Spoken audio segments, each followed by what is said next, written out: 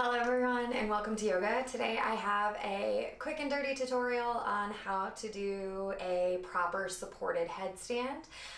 In Sampurna Yoga, which is the type or modality of yoga that I was trained under, we learn 6 steps to headstand. So I'm going to run through all of those with you today. So if that sounds like something you're interested in, go ahead and get into something comfortable and let's get started. Today's practice is going to be a little bit less formal than a traditional flow or something like that. I'm just going to run you through the steps and how we learned how to get into a supported headstand without using a wall or props for assistance. I do always suggest, just for safety reasons, if you are uncomfortable doing a headstand or if you know that deep back bends are not in your practice, please do use a wall or have a friend there to hold your feet if this is something that you're embarking on. And make sure you have the proper ab strength and spinal alignment to be able to do this posture before moving forward. So step number 1 in our 6 steps to headstand is really making sure that our core is nice and strong. One of my absolute favorite core primers for headstand is a dolphin crunch.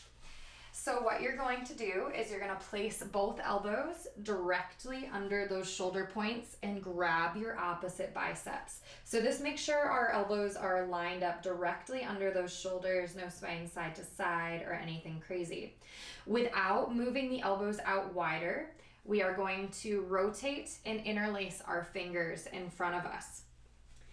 So you definitely want to have your knees here, and then we tuck onto our toes and send the hips up and back. So much like we are here in a down dog on our elbows, this is called dolphin pose. To come into the crunches, you are going to take a nice big inhale, send the hips down as your chin reaches forward towards those knuckles. Exhale, we send the hips up and back. Inhale, taking it nice and low through the hips, chin comes forward. Exhale, up and back. Good, still moving here, forward and back. And you'll continue doing that for about 10 rounds of breath or about 10 total dolphin crunches. That makes you aware of your own shoulder mobility, how strong you are through the core, and finding that balance. Step number 2 in headstand is a proper alignment. And the first step to alignment is really similar to what we just did for the dolphin crunches. You are once again going to take both elbows directly under those shoulder points. Your hips can stay up nice and high. We're going to grab opposite biceps here and take those hands in front of us without moving the elbows. I like to tuck my bottom pinky, but that is absolutely a personal preference. So once we have that, we bring the crown of our head down to the mat. So your hands are actually bracing the back of your head here. As you can see, I immediately send those shoulders up and back away from my ears. So we're not hunching, but we're staying nice and long. From here, we tuck the toes underneath. So that brings us to step 3. So step 3 is keeping your upper body in this nice alignment, shoulders back, head is strong, making sure not all of the weight is on the ground, but it is supported through the hands and the elbows. We start to walk the legs out and then back in. So you want to make sure you can come in nice and close. You can see now my hips are stacked over the shoulders and I'm in one nice line. I always have my clients in class do those walkouts 4 to 5 times just so I can see their alignment and make sure that they are ready. So if you are working alone, you can absolutely do this about a foot away from a wall just to make sure, and you can see if your hips go too far back, you'll touch the wall.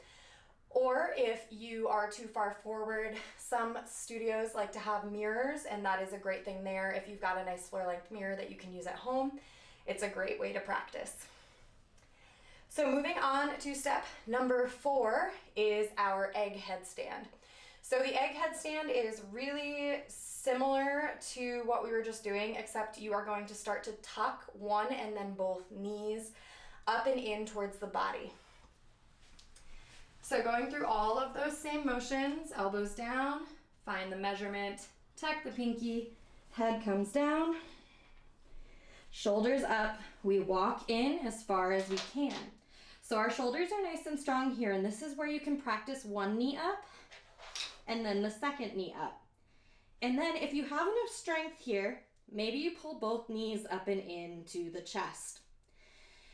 So you can stay right here. A lot of people have great balance here, and it's not until they extend the legs long that they have issues balancing. But step 5 really is that full headstand. So just sending both legs up, nice and tight together. You can still see me pressing the shoulders away from the ears. Abs are engaged. Once you master this, you can do all the funky stuff with your legs, all of that crazy. And then step 6 is really just slowly working your way down. In Samporna, we learn to send one toe down first, tuck the second, come to your knees, and unlace the fingers, dropping the head. We then like to roll on the back of the neck, giving everything a nice little stretch here. And then as you're ready, we slowly rise on up so we don't get super dizzy. I know these steps are a little crazy. I went through them a little bit quick, but hopefully that gives you a nice tutorial on the ways that you can progress into a headstand. By no means should you go for all of this in one go, but these are little things that you can add into your daily or weekly practice to just help you get stronger in these inversions and make them a more formative part of your own individual home or studio practice. Out of breath a little bit when you go upside down, that sometimes happens. All right, well that's what I have for you all today. Hopefully you enjoyed this short little tutorial, and I will be coming at you soon with a nice yoga for hikers. Have a good weekend.